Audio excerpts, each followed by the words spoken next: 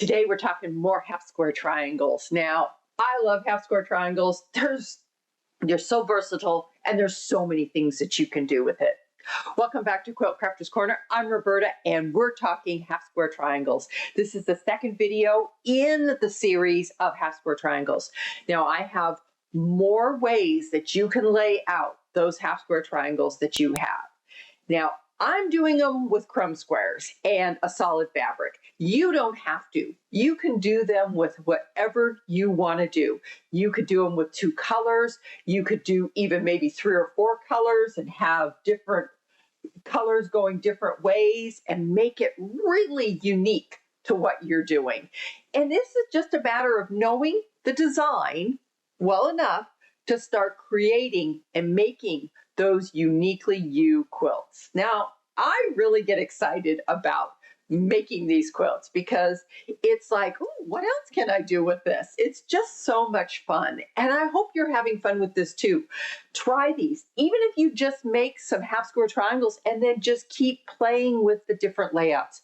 There are so many different layouts for half square triangles. So let's talk about a few more of those. The first one I want to talk about is called Fractured Bullseye. Now this is really a stunning quilt. Half square triangles, goes together really simply and easy. And I've got some ideas that I want to play with this one in particular because each one of those flying geese that you get going out to each side and top and bottom, those could all be done in different colors. What would that look like? There are so many ideas that can be done with these half square triangles that you can play with and imagine and just find out what you can do with them. Now, the second one is probably one of my favorite ones, and this picture is actually of a finished quilt that I did with this. I love the way this turns out, and it's a great use of all the crumb squares and scraps that I have. I really love how this quilt turns out, and you get that swirl effect. The other idea I have for this is maybe taking an ombre of colors and start to swirl it through each one of those and get a different kind of design and layout for it. I really like stuff like that. Now, inverted arrows is once again another one of those that you could do so much with. This could be done in a multitude of colors, and I've just done it with the blues and the neutrals that I had. So my thought is what if you make each one of those a different color? You could do all of your crumbs of yellows or oranges or reds or even blues, a different blue, maybe a lighter blue. You could do a lighter blue in there with the darker blue. There's so many different ideas that you can do and that you can play with. I want to give you some of these ideas so you can start to think about, well, what would happen if I did this? Just try and play with these things and see what you have and see what will work for you. Once again, simple layout. It's just thinking outside the box as far as the colors are concerned. Now, the next one is actually what started this all, and it's called Around the World. And I first did one of these, probably 10 years ago, I think. Might be even longer. It's one of the first ones that I did, and it's really a very simple, easy quilt to do. It's been around for a long time, and like I said, with the crumb squares in it, it gives you that little pops of color all through it, and then those nice bold stripes going through it. It makes a lovely pattern. Once again, this is another thing that you could do with maybe different colors and make a rainbow effect. There's so many ideas that you can do with these half square triangles. And I really love the fact that they don't need to be this size. They can be bigger. These are just, what I had at the time, laying out squares just to see what I could do. These could be bigger quilts. They don't necessarily need to be the 6.5-inch squares that I was using. So let's go to the cutting table, and I'm going to show you some bigger squares that I'm working on, and just to give you an idea of maybe how to think outside the box with these half square triangles. Okay, as you can see here, I have got these lovely half square triangles already made up.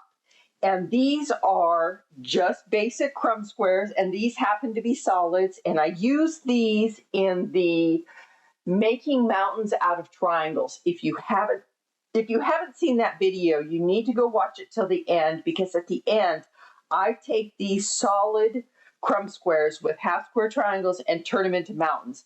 That quilt turned out just stunning. So the idea with this one is to lay it out and make stars, and make these my points of my stars, so that it looks something like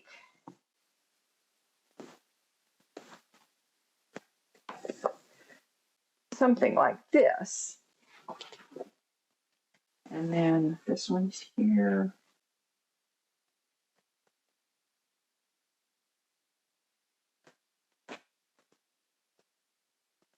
So you can see that these, the crumb squares are going to be my star points. These are going to be my star points. And then in the center, I'm going to fill this in with more crumb squares. Let me put this up on the board. Let me put another piece of fabric up, and I'll put these up on the board so you can see them better. Now, as you can see, I've got all my star points already up and made. And so just this center needs to be filled in. Now, I can fill this in with more crumb squares of the solid colors, and just fill it in with that. And that gives me a really kind of, let's switch this a little bit. Let's switch them. There. Okay. So it just gives you a much more scrappy design, and yet using up those crumb squares.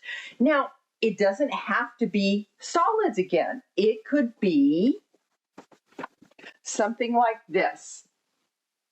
I could use some of my other crumb squares that I have.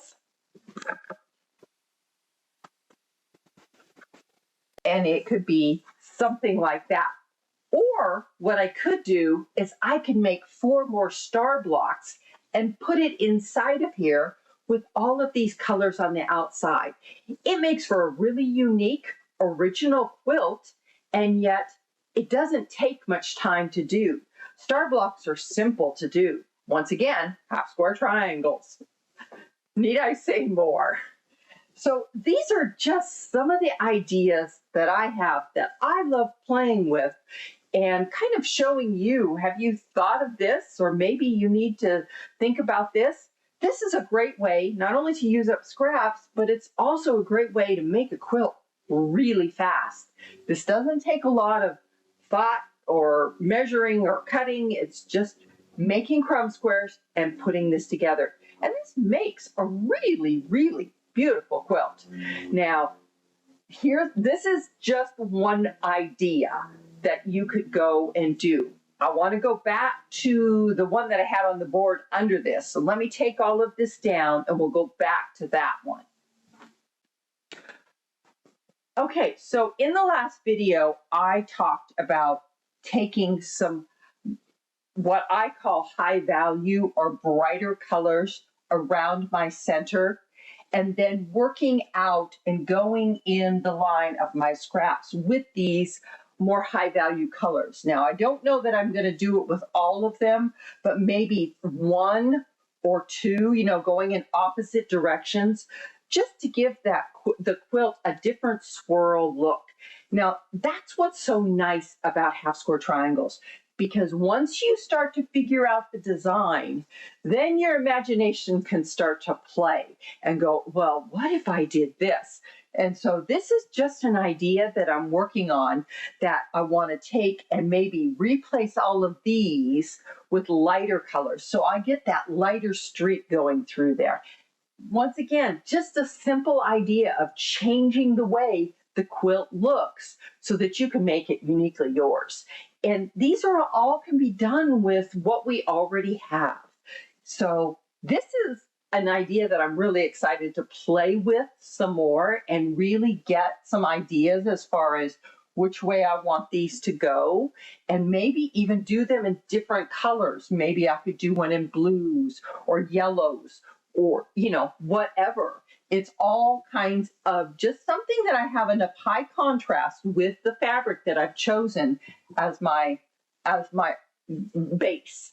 This is going to be my base color. So I just need to find something that contrasts with that really nicely so that you can see those distinct colors and they'll just pop right out at you.